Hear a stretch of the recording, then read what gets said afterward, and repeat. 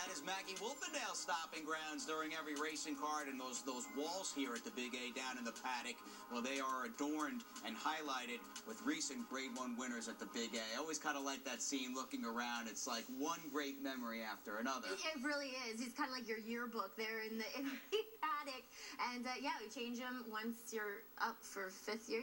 Sometimes you get moved up here, though. We have some scattered about the grandstand as well. Well, Todd Pletcher has got plenty of horses that are highlighted with silks in the paddock here because they've won Grade 1 races at Aqueduct. And salute those amigos. Who knows, if he runs in the Grade 1 card or April 4th, might find his silks up there. David Jacobson, monstrous effort running down Dad's Caps. Right, and it's the colors of the horse that's in front right now that are hanging down there for the Carter and Dad's Caps. But yeah, Southern Equine buying back into this horse after David Jacobson bought him privately, and he's just unstoppable in that older sprint division right now. First crop of Blame. Let's take a look at the start with the colt by Blame, purchased for over $500,000 as a yearling, far from over. Aptly named, that's for sure. In fact, he's named for Dominic Moore, who's a forward on the New York Rangers, more of a fourth-line forward who took a year off from hockey after the passing of his wife. He has shown great patience, perseverance, and determination, and this is what this colt, or Dominic is what this colt is named after, and aptly named. Look at this determination and perseverance overcoming this trip to win the Withers. You couldn't have a better named colt for the trip that he endured in the Withers. I mean, it was far from over. You thought it might be over at the start there. You know, it's kind of like he just didn't pick his feet up and stumbled over himself and just showed that he's a very athletic individual to overcome that, change tactics, come from behind, and win going away. Very strong female family with him as well. Aldiza, Alchemist, Courtly D. You go back a few generations, it's all quality, and he has got a big future. In fact, he's pretty good as of now. And the son of Giants Causeway, we had a horse by Giants Causeway, a first out maiden win here Saturday in Lord Commander, who took all sorts of play, essentially co-favored in race 7, and he was sensational. He really was, and it was really late money, because when I talked about him, he was at 5-1, I feel like, and it was interesting that the pedigree, we were talking about Giants Causeway, didn't look like he wanted to sprint based on the page, but looking at him in the paddock, he was an out-and-out sprinter, and he was very, very fast leaving the gate.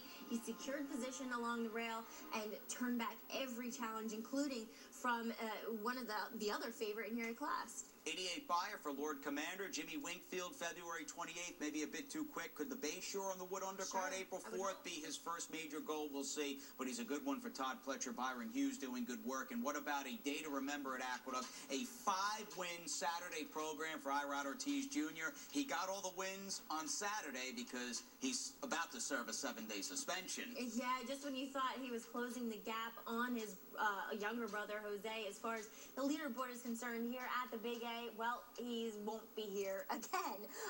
That kind of seems the reason why he's not the leading rider, because he hasn't ridden here as many days as his brother, but we'll have a little vacation and be back in action before you know it. $1.8 million in climbing this season for Irod Ortiz Jr., who's second in the standings, 49 victories on the inner track this winter for Mr. Irod. He's got 38 wins in 2015 nationally. He's got Frosted and Ocean Night, and Steve Rushing just does an outstanding job as that young rider's agent, but a super talented rider and a trainer who just comes at you with the numbers, and it never ends. Here is the fourth career, it's a record fourth career win in the Grade 1 Don Handicap for Todd Pletcher, who got the money in the big race at Gulfstream yesterday with Constitution. He also got the money in a couple other stakes races as well down there at Gulfstream. It was a big day. The 2 turf, the Swanee River, and the Gulfstream Park Turf Handicap won by Mishawish. So Todd, once again, is unstoppable. Few of these people, their horses are running well. Todd Pletcher, 2 wins here yesterday. David Jacobson had a big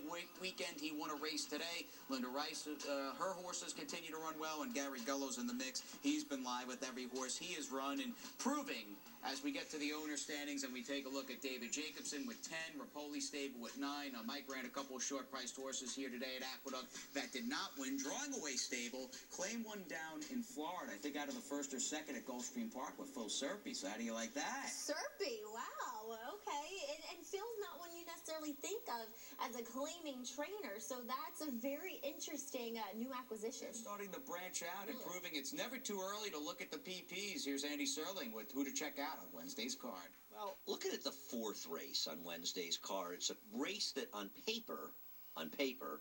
There's plenty of speed, and I think that'll work against, I think, a horse who's probably going to be favored, and that's the 7, Annie Walker.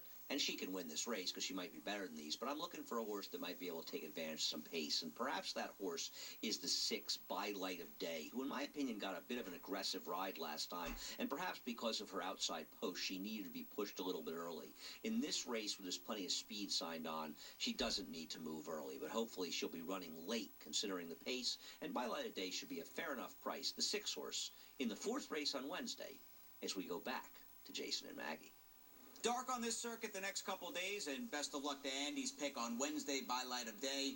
A filly that's got a chance early on the program, but again, dark the next couple of days. We get back at it, Miss Maggie, 1:20 p.m., the first post on Wednesday. And will you be tuning into the National Racing Report tomorrow night at 6 p.m.? Oh, you know it, Jay. Of course I will. And also, it is a 6-day race week this coming week with President's Day this Monday. Good call with that. Salute those amigos in action down at Laurel and the General George. But we are out of time. Thank you for tuning in. A great job, Maggie. And we say a hearty Aqueduct salute to Javier Castellano. 4,000 wins and counting. Look at that colony. And we'll see you this coming Wednesday on MSG+. Tonight.